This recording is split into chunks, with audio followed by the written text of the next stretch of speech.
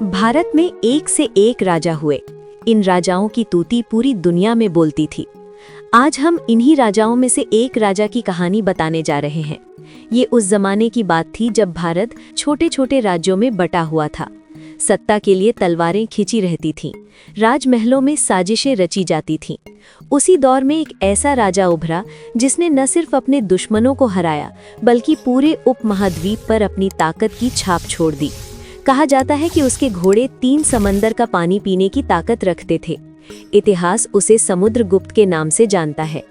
गुप्त वंश का ये सम्राट उस दौर का प्रतीक बना जिसे इतिहासकार भारत का स्वर्ण युग कहते हैं। कल्पना कीजिए, पाटलिपुत्र का भव्य दरबार। राजा चंद्रगुप्त प्रथम का निधन हो चुका है, सिंहासन खाली है। दरबारियों की निगाहें उत्तराधिकारी पर टिक गई हैं।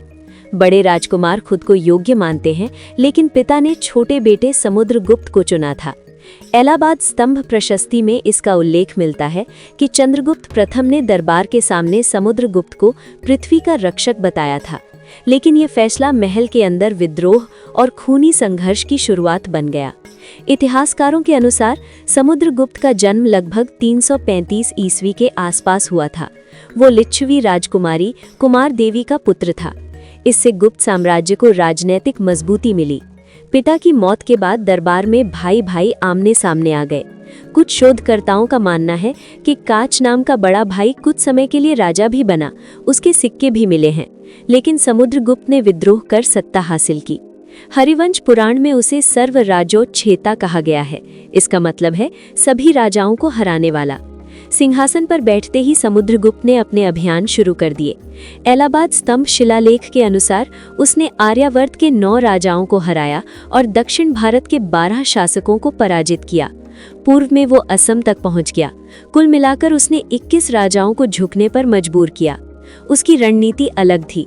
वो कुछ राजाओं को हराकर अपने अधीन कर लेता था और उन्हें स्थानीय शासन करने देता था। इससे उसका साम्राज्य विशाल और स्थिर दोनों बना रहा। समुद्रगुप्त केवल योद्धा ही नहीं था, वो कला और संस्कृति का संरक्षक भी था। उसके सिक्कों पर उसे वीणा बजाते हुए दिखाया गया है। दरबार के कवि हरिशेन ने उसकी वीरता और व्यक्तित्व का वर्णन इलाहाबाद स्तंभ प्रशस्ति में किया है। कहा जाता है कि वो युद्ध में तलवार और धनुष दोनों का माहिर था। उसकी सेना में विदेशी नस्ल के तेज घोड़े शामिल थे, जिनकी ताकत के कारण उसके विजय अभियान और तेज हो जाते थे।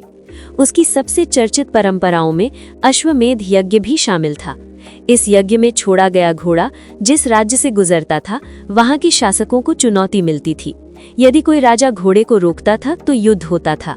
इस परंपरा ने समुद्रगुप्त की सैन्य शक्ति और राजनीतिक प्रभाव को और मजबूत किया। इतिहासकार आरसी मजूमदार और रोमिला थापर जैसे विद्वानों ने भी उसके सैन्य अभियानों को भारत के राजनीतिक एकीकरण का बड़ा कारण माना है। लगभग 4 दशकों तक शासन करने वाले समुद्रगुप्त ने गुप्त साम्राज्य को सांस्कृतिक और आर्थिक ऊंचाई पर पहुंचाया।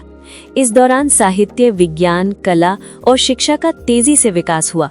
इसलिए इस काल को भारत का स्वर्ण युग कहा जाता है। उसकी मृत्यु लगभग 375 ईस्वी में हुई। इसके बाद उसका पुत्र चंद्रगुप्त द्वितीय, जिसे विक्रमादित्य कहा जाता है, सिंहासन पर बैठा और साम्राज्य को और मजबूत बनाया। समुद्रगुप्त की कहानी केवल युद्ध जीतने की कहानी नहीं है, ये नेतृत्व, रणनीति और दूरदर्शिता की कहानी भी है। इतिहास के पन्नों में दर्ज ये कथा आज भी बताती है कि ताकत केवल तलवार से नहीं बल्कि बुद्धि और संतुलन से भी मिलती है।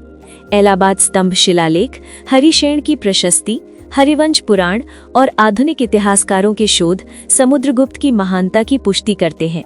उसकी विरासत आज भी भारतीय इतिहास की सबसे चमकदार कहानियों में गिनी जाती है।